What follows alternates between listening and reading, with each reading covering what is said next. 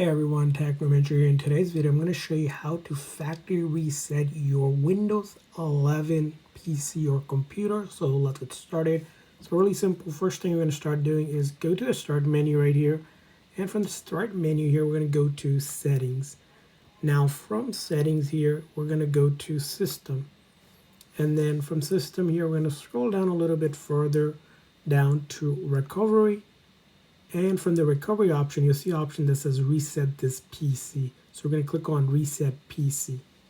And when you do this, there are two different ways to factory reset. One is where you can keep all of your files and do a reset of actual apps and settings, but keep your personal files like your documents and basically anything, your data.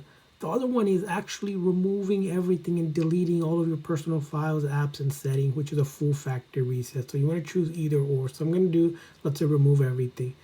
Now, after that, you'll be getting this option on how you want to reinstall your Windows. If you have a local one or a cloud one, you could do either or. It will work.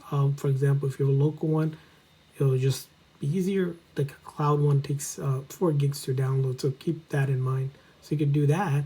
And then from there on, you're going to hit next, and it will go ahead and begin the process. And that's pretty much how you can factory reset your Windows computer. Really simple. And I hope this video was helpful. So please consider hitting the like and subscribe button for more tips and tricks. We'll see you guys next time.